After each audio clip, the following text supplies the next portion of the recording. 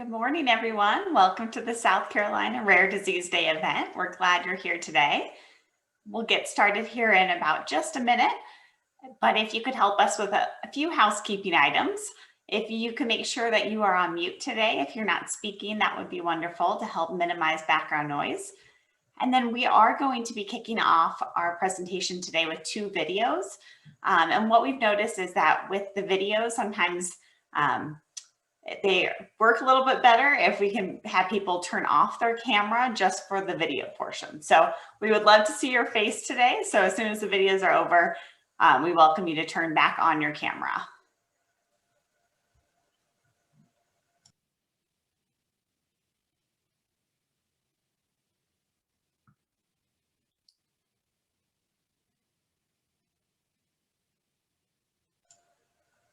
Wonderful, and it looks like we have everyone in from the waiting room. So again, welcome, and we're going to go ahead and start with two videos. I am Tristan. Angelina. Nama saya Syafiq. Regina. Habari asubuhi, Javi. Jeg Jon Christian og jeg bor i Norge. I live in the United States of America. In Australia. Malaysia. No Brasil. Tunaishi Kenya. My passion is for fashion and design. I love to dance. Menyusur hutan. Para viajar e descobrir novas culturas. Anapenda kunitazama nikipuliza mapovu. Jeg elsker idrett og spiller spill med familien min. Minhas paixões são minha fuga quando as coisas estão difíceis. Ada hari-harinya apabila melakukan perkara yang biasa akan jadi sangat susah. When your disease makes you feel isolated. It's difficult to walk. Å være med på laget. When I'm tired. Afraid. O controle da doença pode ser desafiador. Atau mengecewakan bila saya kehilangan masa. Muda muhimu sana. But we learned to be resilient. Para apreciar os pequenos detalhes que me trazem alegria. Kumwona mtoto wangu wa kiume anavyofurahi tunapoenda nje, nikijua anasikiza hadithi na sauti zilizo karibu. Mencari titik perhubungan dengan masyarakat yang tak pernah saya sedar wujud. Å være uavhengig på grunn av menneskene rundt meg. Their fierce support. Sua bondade inabalável. Their big love. Mine venner. Keluarga. Enfermeiras. Doctors. Support workers. Assistenter. Mashirika ya wagonjwa. Together we are a strong community. Nimeweza kuelekewa. Histórias compartilhadas que me libertaram das dúvidas. Og gav meg selvtillit. I am Tristan. I live with sickle cell. I'm Angelina. And she has CASC, a neurological disorder. Saya Syafiq dan saya hidup dengan ectodermal dysplasia. Regina, eu tinha leiomiosarcoma, câncer raro. Huyu ni Harvey, ana SMA, spinal muscular atrophy. Jon Christian og jeg har OI, medfødt benskjørhet. Esta é minha vida. Suara saya. And I am more than my disease. We are rare. Kami ramai. Nós somos fortes. And we are proud. Then we just have one more video.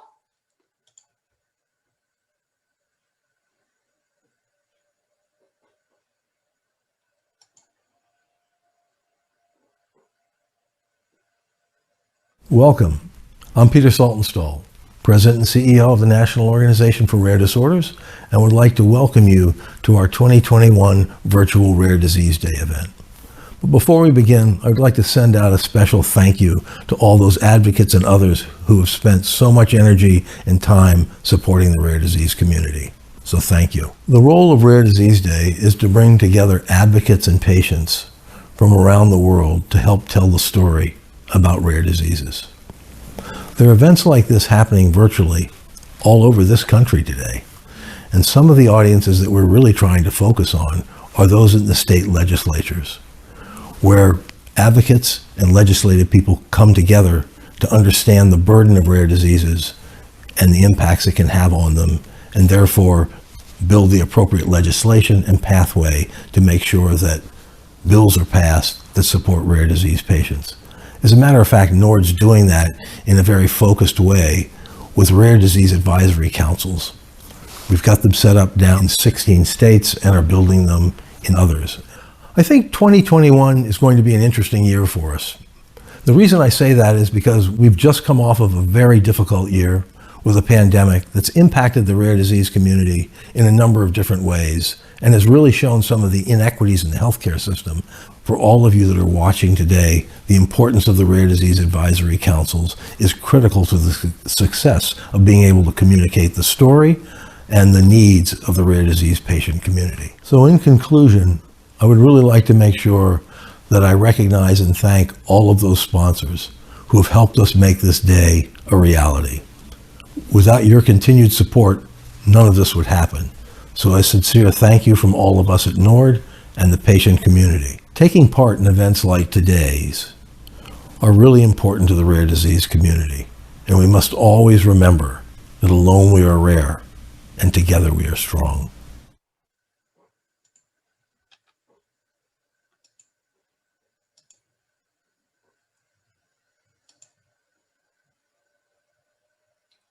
Thank you everyone for watching those videos with us. Feel free to go ahead and turn back on those cameras if you'd like. And with that, I'm going to go ahead and turn it over to our wonderful volunteer state ambassador, Carrie. Good morning, everyone. It's wonderful to see the South Carolina Rare community come together on a special day. Each year, Rare Disease Day is celebrated around the world, and I actually consider this year extra special. This virtual format allows our entire state to come together and participate in just one event. We have too many people on this call to do a roundtable like we typically do in our virtual discussion groups, having everyone introduce themselves, which actually I consider a good thing. So, but we do have participants from across the entire state of South Carolina.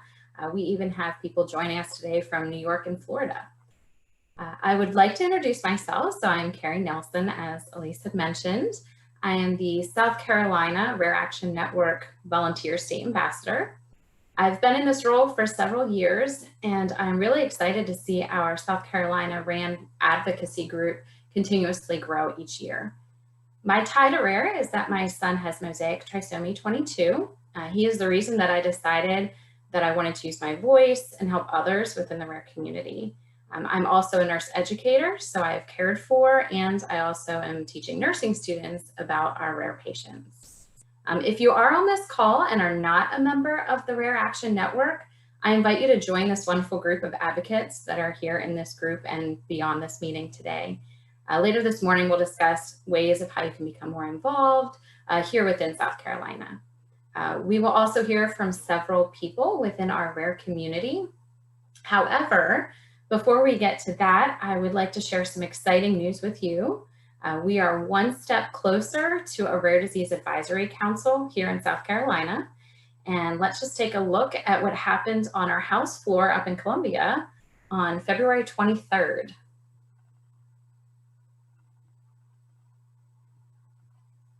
Just give us a moment. There we go.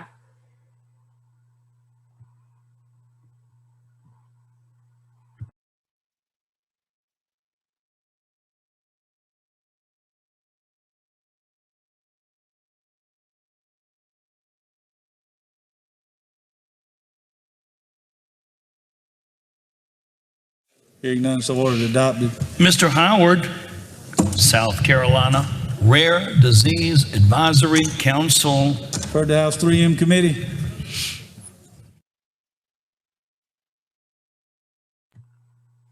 So as you heard, the Rare Disease Advisory Council has now hit the floor here in South Carolina. So this is the beginning of our pathway, and we'll discuss more about Rare Disease Advisory Councils throughout our meeting today. Now I'd like to pass this off to Elise, who is our State Policy Manager within NORD. So Elise. Thank you very much, Carrie, and good morning, everyone. I'm Elise Patel, as Carrie mentioned, and I serve as the Western Region State Policy Manager for NORD. So excited to be with you today. And I wanted to talk with you all a little bit this morning about NORD's Rare Disease Advisory Council work, and also share what RDAC started and where we're headed this year. So as many of you know, 25 to 30 million Americans are impacted by a rare disease, which breaks down to about 1 in 10 individuals.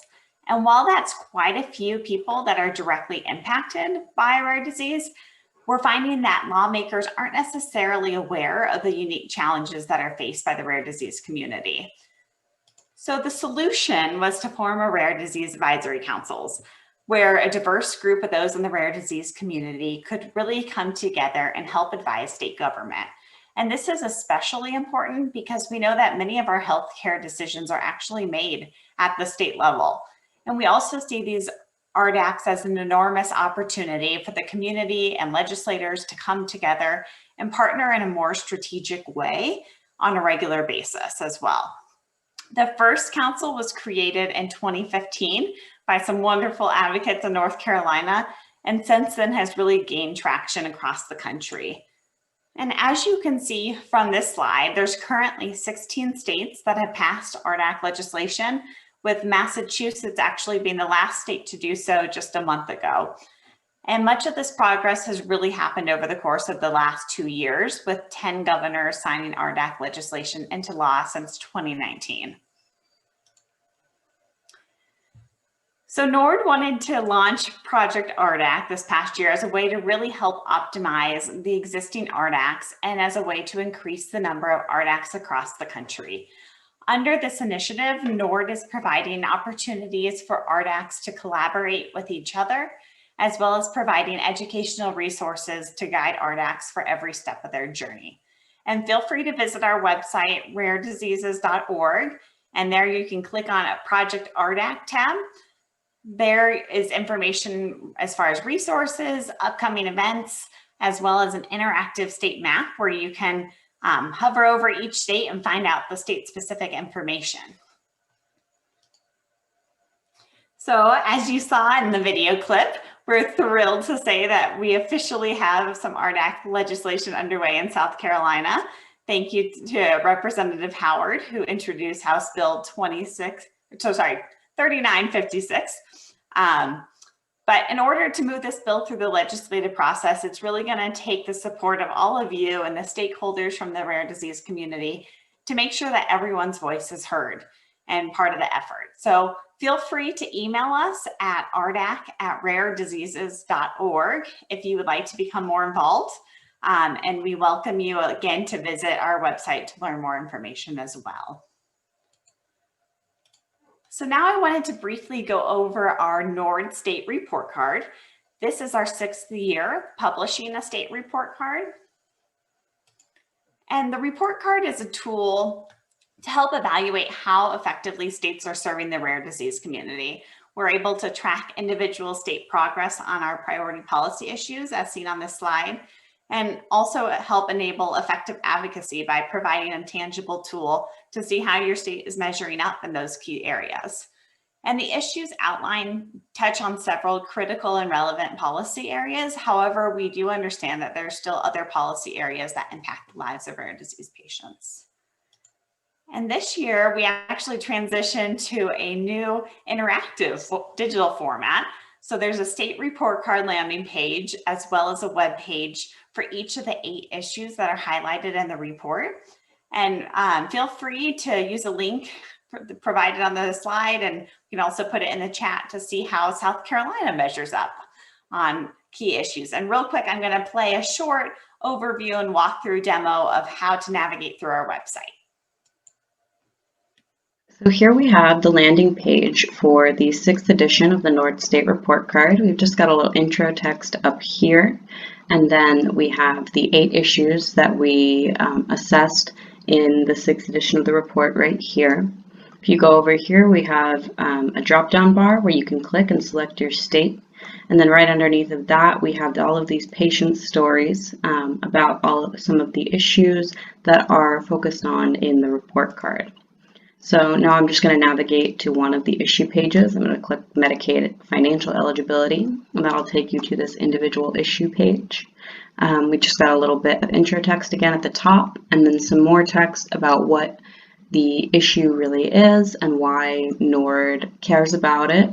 Underneath, then we have some text about the grading methodology for this section, as well as the rubric, which is available at the bottom, and also underneath of the map right here. Again, we have that drop-down bar where you can select your state. Then if you go to the left over here, you can click and access all of NORD's policy statements on the particular issue. And then you can also click and access the appendix for that section. So next I'll look at the map a little bit. So you can hover over each state on the map and see the state's overall grade, which is bolded there for this section, as well as the subgrades that were averaged together to get that overall grade.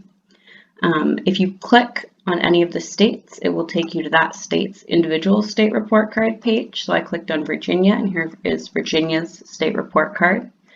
If you scroll, you can see that we have all 8 sections and their overall grade up here in orange, and then the subgrades underneath.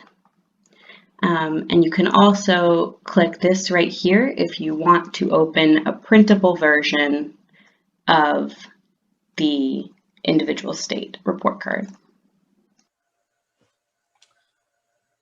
Perfect. And then finally, I just wanted to share a little bit of the methodology behind the state report card. So all of the data that you see on the report card is as of November 2020, with the exception of rare disease advisory councils. We actually updated the RDACs through December to reflect the exciting passage of both RDACs in Ohio and Massachusetts at the end of 2020. And then any current bills that are currently in the state legislature or bills that may have already been passed in the beginning of 2021 were not factored in the report card or the grading scale.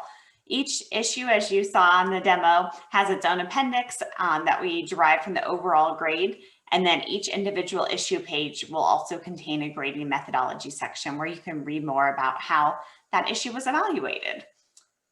And with that, I welcome you to reach out to our policy team with any questions related to Project RDAC or our state report card by emailing policy@rarediseases.org. And I'm going to turn it back over to Carrie, who will introduce our next speaker. Thank you, everyone. Thank you, Elise, for sharing that very important information with our group. So now, as she had mentioned, we're going to spend some time hearing from our South Carolina rare community and the various obstacles that they have faced, as well as why awareness and educating lawmakers with an RDAC is really essential. So I would like to first introduce Sue Martin. Sue? Oh, thank you. Thank you very much for letting me share my story. So my name is Sue Martin. I'm a mother of 5 children. 3 have hemophilia, and I'm also the executive director of Hemophilia South Carolina. My story began in 1996, the day before Thanksgiving. Our family's lives changed in a moment's notice that day.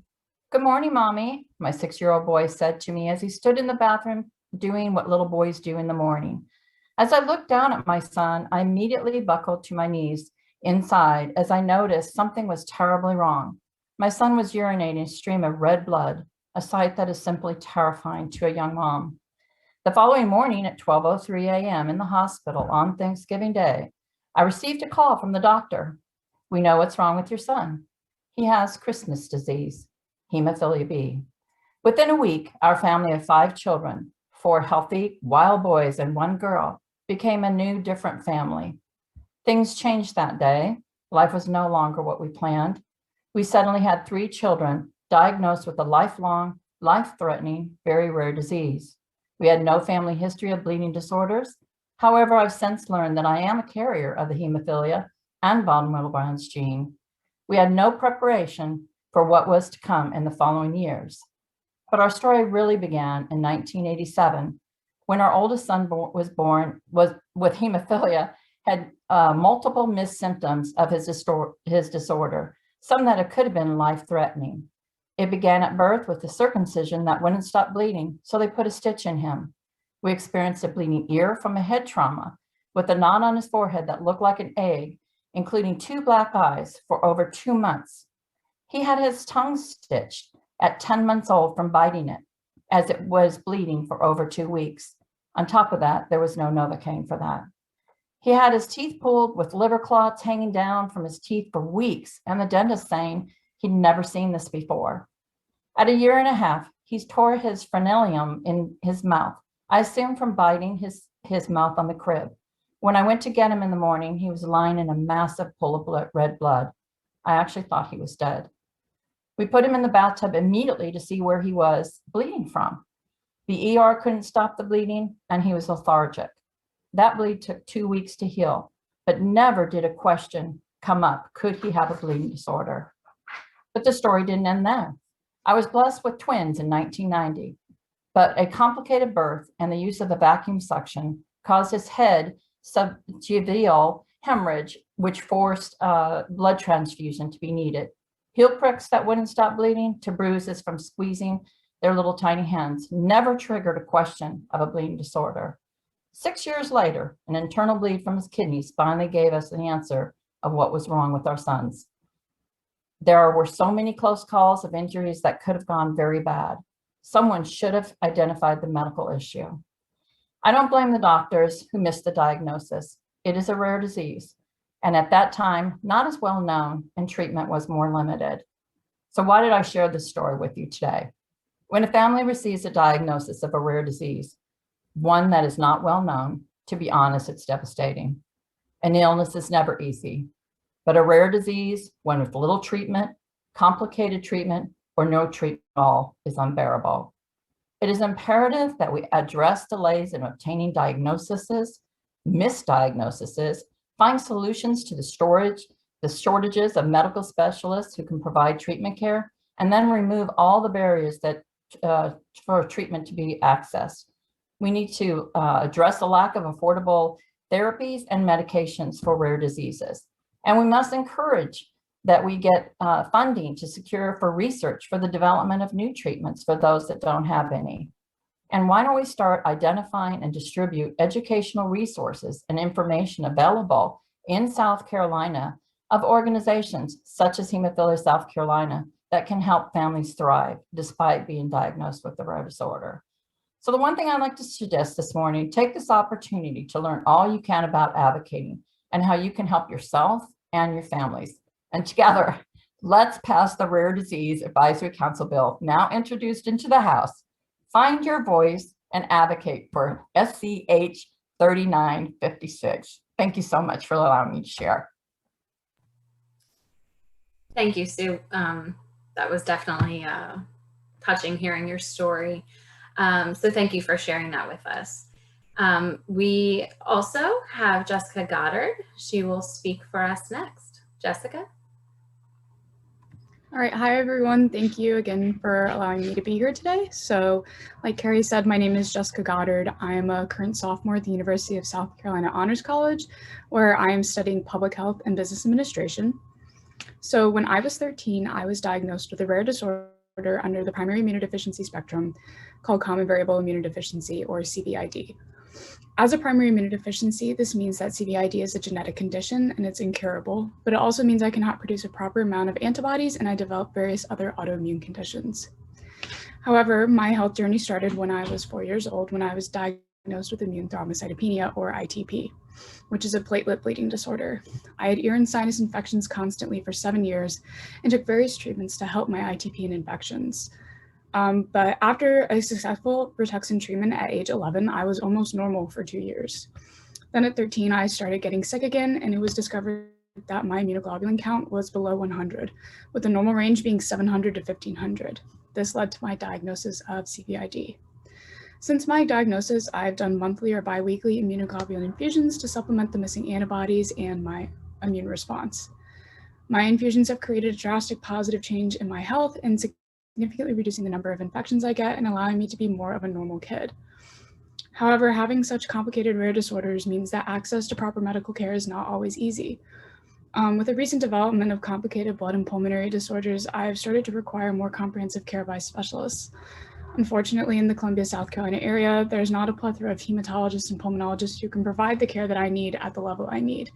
So once every 3 months or so, I travel 4 hours to Duke University Hospital to see my specialists.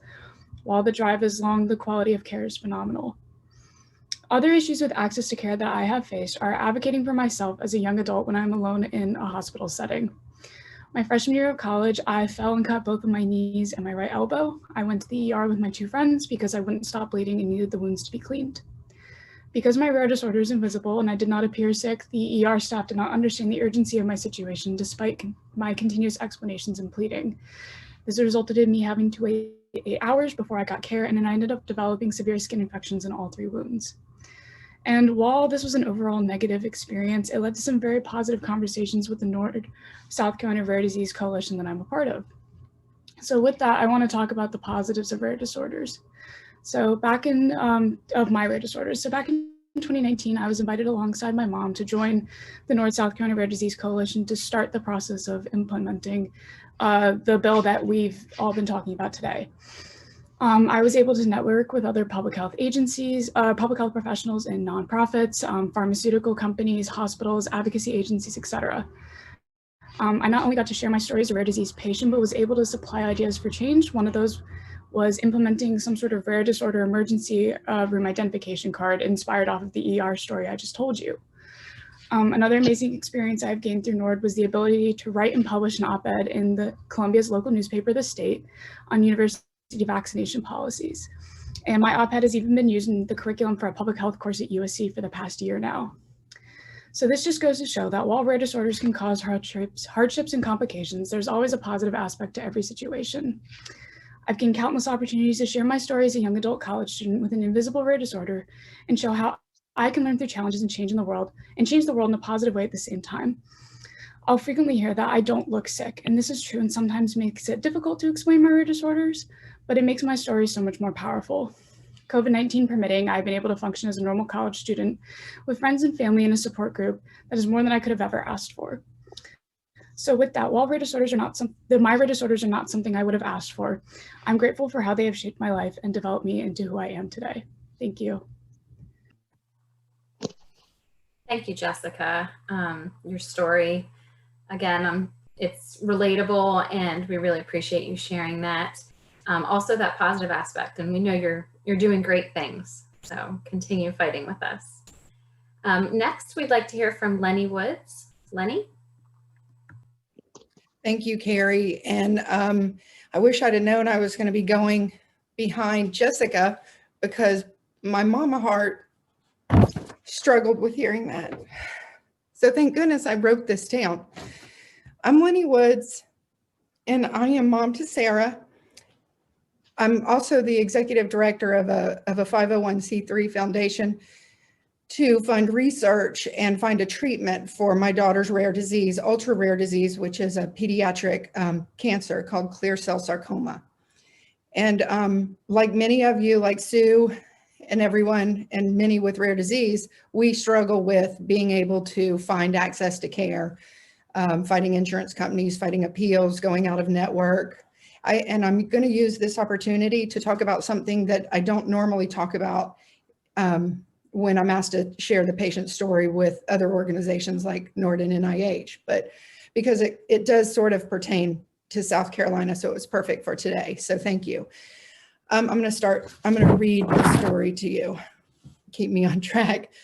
When my daughter was diagnosed her junior year of high school, she loved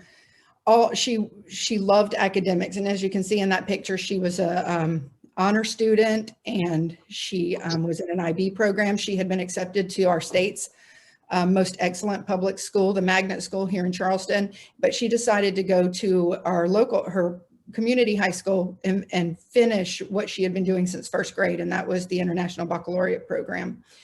So when she was diagnosed at age 17, the summer before senior year, she was in the home stretch of being one of the few in her class to be a diploma candidate. Our lives were turned upside down when we were told she had the ultra-rare pediatric cancer, clear cell sarcoma, and it has no treatment. She spent most of senior year traveling to specialists at MD Anderson and Memorial Sloan Kettering. And instead of maintaining her academics, she missed application deadlines, scholarship deadlines, all while fighting for her life. But thankfully, she had secured the state's highest honor, the Palmetto Fellow Scholarship. And it was the only way at that time, with the money we were spending, that she'd be able to go to college. So the rules for maintaining the scholarship are rigorous, as they should be, at least a 3.0 GPA and a minimum of 15 hours per semester. Sarah had no trouble with the GPA, but by the end of her freshman year, she had already spent over a month in hospitals, had 2 surgeries, multiple flights, and 1 surgery to remove a second 5-centimeter tumor, which is often known to be the size that takes your life. She had to take a medical drop second semester freshman year, and she lost the scholarship. We appealed and she was denied. And when we asked for help from the college's disability department, also known as SNAP services, Sarah was told that cancer is not a disability, and if she can't give them a good reason and detail of what services she will specifically need, then she doesn't qualify for services. And it doesn't make sense. If ultra rare cancer, where the course of the disease is unknown, is not a good enough medical reason for an exception, I can't imagine what medical reason is. So we appealed again, and we took it to the Commission on Higher Education's interim attorney, who stepped in and reinstated her scholarship. It was a difficult battle, very difficult battle, that took so much joy out of her academic life. And then her junior year, Sarah's health started to slip again. It took a while for us to figure out she was severely anemic, and she needed several iron infusions. The academic load was too much, and she had fallen behind, and once again, she fell short. She had to drop a class, but she was just 2 credit hours shy of being compliant by the end of that year, just 2 credit hours. We didn't have the stamina for another battle. Sarah's a senior this year, and she is on track to graduate, but she'll have to do so with greater loan debt. We couldn't go through it again. Students who work hard for these scholarships, they deserve better. And I truly believe that a South Carolina RDAC would have been very helpful for us to not have to fight this. I'm going to say one thing so you understand. When Sarah was diagnosed and that second tumor was taken out, and we came home and she couldn't go back to school, she had to wait for the fall semester to start. She looked at me and she said, "My identity has always been my academics. It's who I am." And so this is the one battle. We've had so many successes. We've received FDA approval for a first ever clear cell sarcoma trial, but this is the one battle and one failure as a mother I feel like I just couldn't fight for her. I had to focus on her life. So I am going to do everything I can to help Carrie and the rest get this approved. And I thank you for letting me tell this story. Thank you, Lenny, for sharing the challenges that your daughter has gone through. And you bring up a great point as far as it's the health as well as education that can be a focus. So then our last rare patient we're going to hear from today is Marilyn. Marilyn? Good morning. My name is Marilyn Chirak, and my story starts in October 2006. Actually, it starts a little bit before that, when my husband and I moved to South Carolina. And all of a sudden I started falling and dropping things, and he took me to the emergency room, and they did a bunch of testing, and they couldn't figure out what was wrong with me. They said, that I wanted medication, and that wasn't true. I know I'm talking a little fast, and I apologize for that. They sent me for a neurology consult. The neurologist said that I walk like a duck, and I said, "No kidding, I can't feel my feet." They sent me to another neurologist, and she actually listened to my symptoms. And with 3 hours later, I was diagnosed and receiving treatment. Part of my story, the worst part of it is in the emergency room, they don't believe me. And I know I've heard this from several other patients. They either think that you want drugs or that it's your head, and that's not the way we as a real community should be treated. See, I get choked up every time I talk about this, and I'm sorry. For those of you that don't know what Guillain-Barré is, it's an autoimmune that affects the nerves outside of the brain and the spinal cord. I do a lot of work with the GBS CIDP Foundation. We have 4 pillars, which is support, education, research, and advocacy. We're a patient-based community, and advocacy is so important to us because we believe lawmakers should consider people living with rare diseases when making laws. We know every rare disease is different, and all our needs are different, but we're all looking for the same thing. And Carrie will tell you, one of my big things is I really feel like this RDAC group will help with the emergency rooms. So we will be seen. We're not invisible. We're not looked at as drug addicts and mental patients. And recently I had to deal with a patient here in my community that had to go through the same thing. And I'm sad that even after I'm 14 years out, that I'm still having to help patients go through the system because they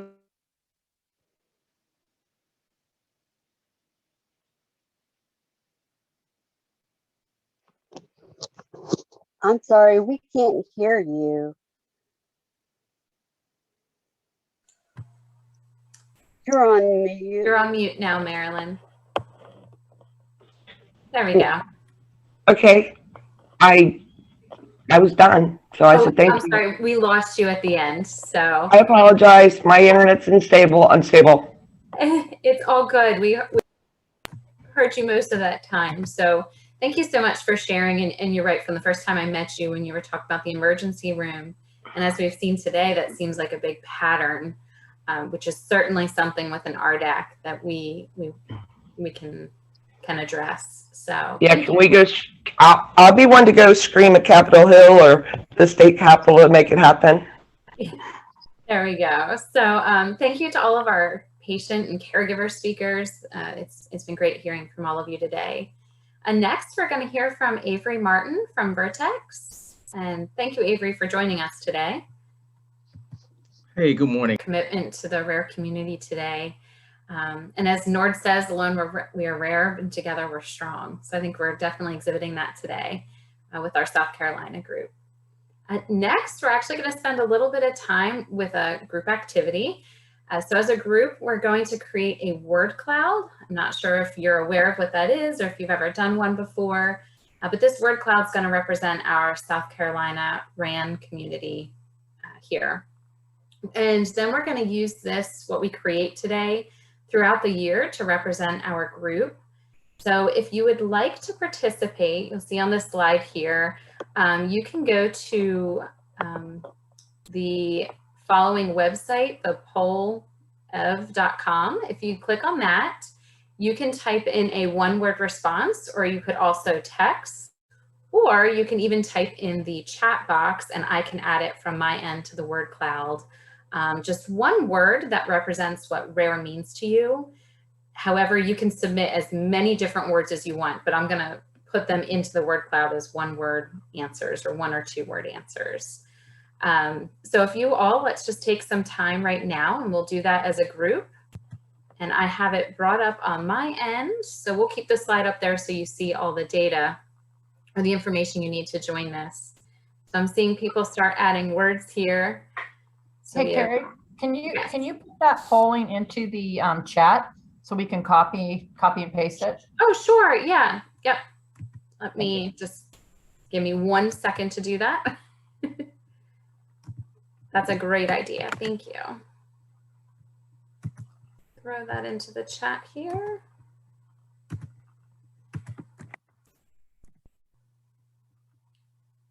Are you able to copy and, yeah, you should be able to copy and paste that. And then let me also put in the, if you'd like to, the text part as well. And I see some are coming through already, so that's wonderful. Oh, thank you, Corinne, for putting the link. All right, so let me see what we have: purpose, special, isolation. The words just take some time and think. Unique. And it's okay if you put in the words more than once. We can all have our own feelings of what they are. They'll just continue to go in.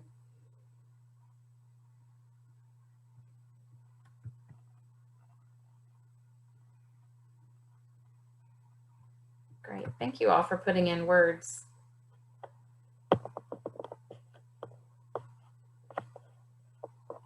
Now we're flooding the page. This is great. So my hopes is that we can all use this at different tabling events that we might do throughout the year.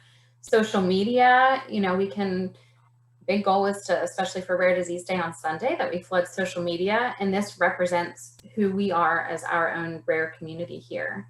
My plan is also to print it out, and any tabling events I host, I'm going to frame it and put that at our tables. And I'll feel like we have the rest of our rare community here together.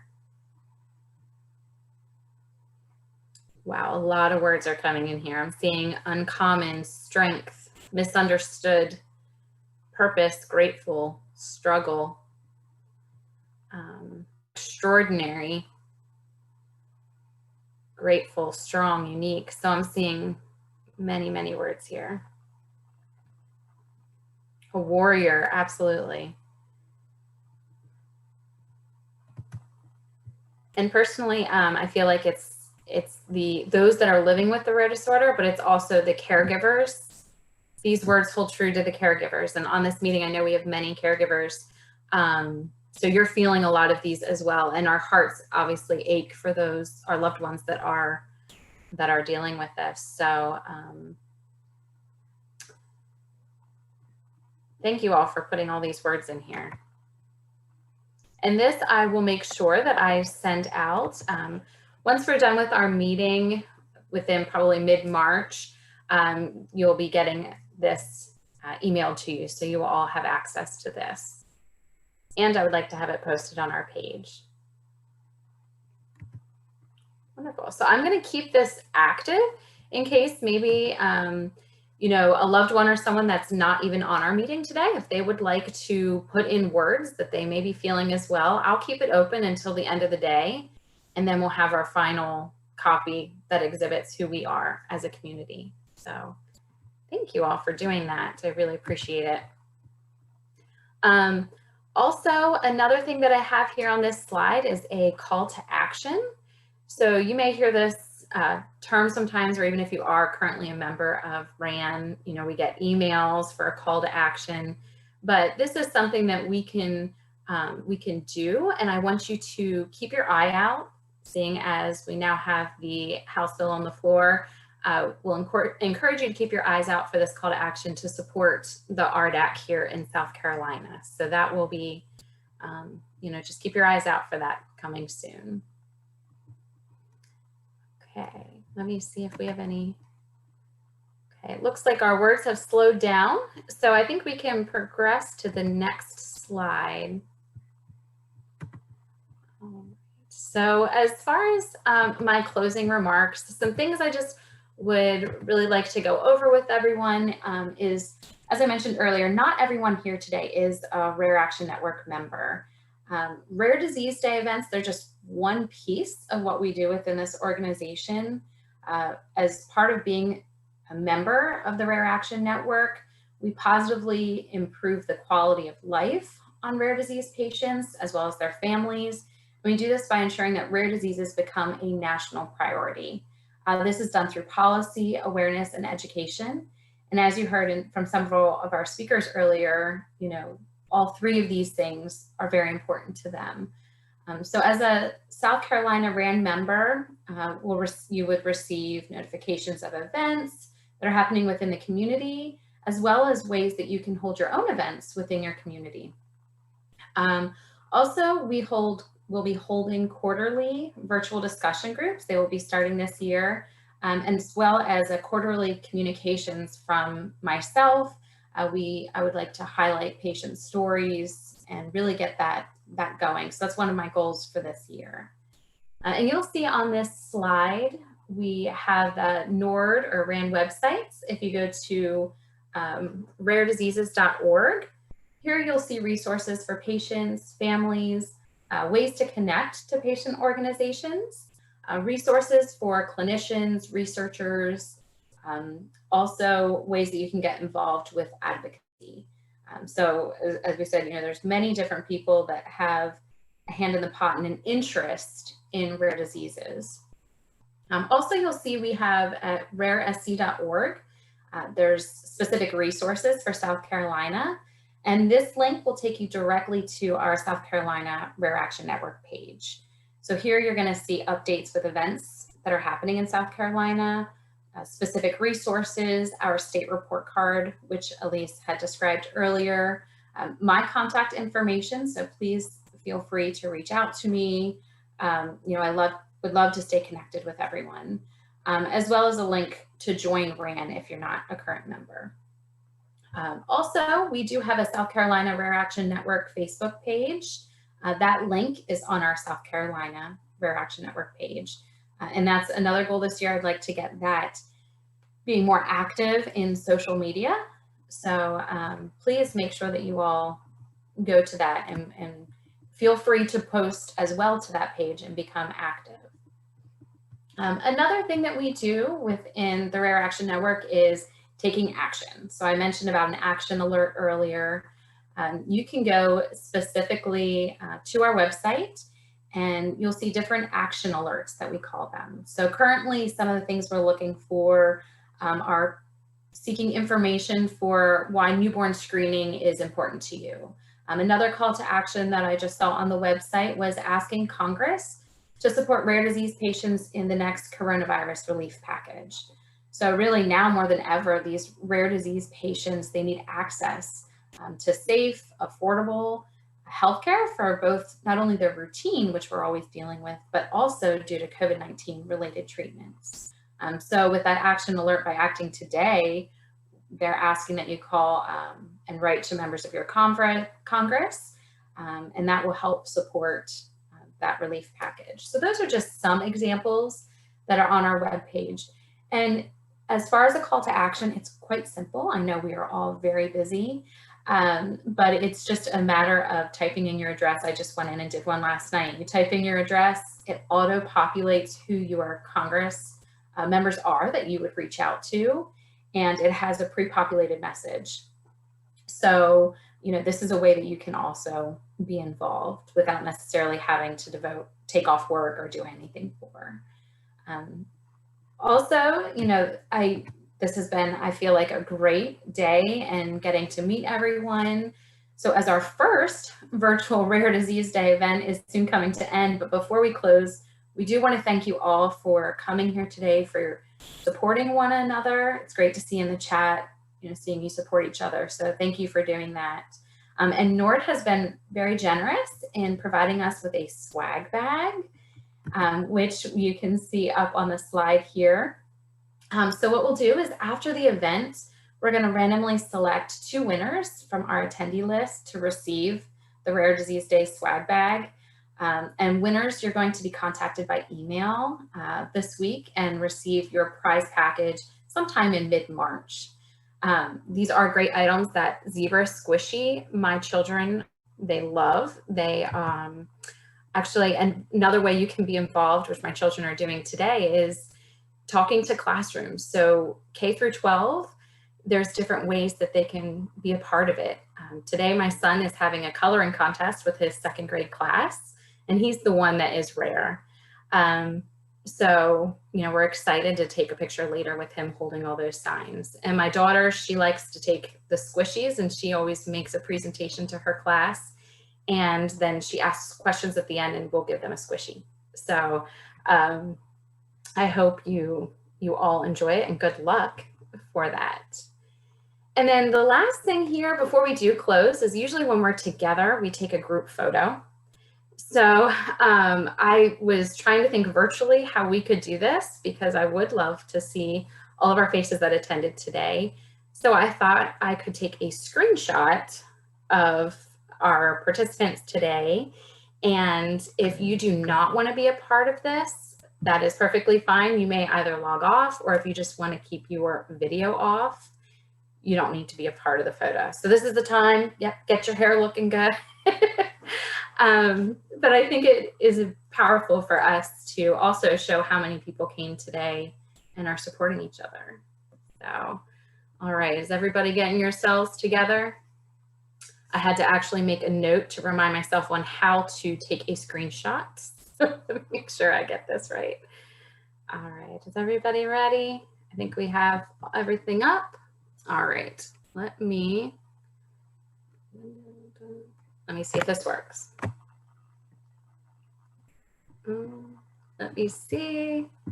This brought up something different. Let me double check my note, make sure I did it correctly. Okay.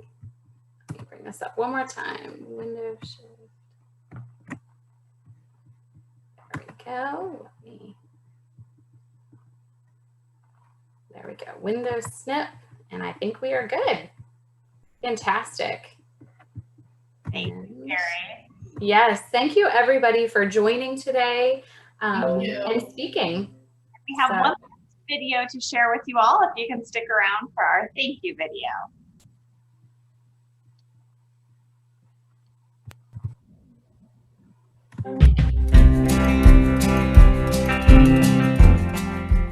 Every year on the last day of February, the National Organization for Rare Disorders joins together with others around the world to raise awareness of the challenges faced by people living with rare diseases.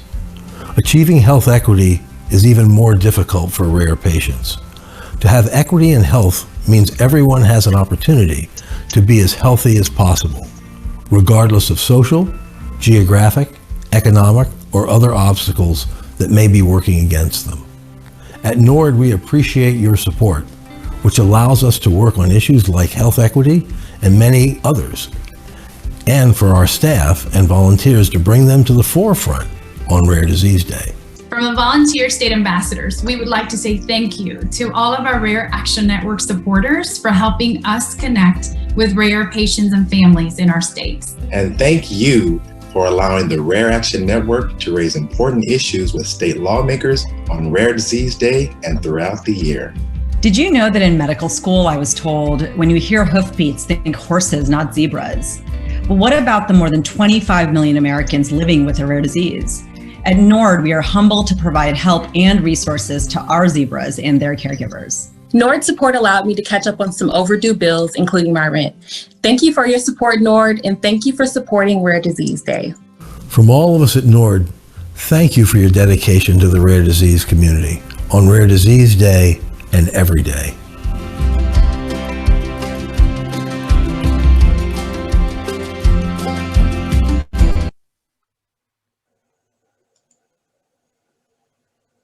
Wonderful. So this Sunday on Rare Disease Day, let's flood social media. I put the hashtags that NORD is using, so please use those. And I would love to also make sure that you share that on our RAN South Carolina Facebook page as well. So, okay, that is the conclusion of our event today. Thanks again. Thank you, Carrie. Thank you. Very nicely done. Bye. Thank Bye-bye. you. Bye.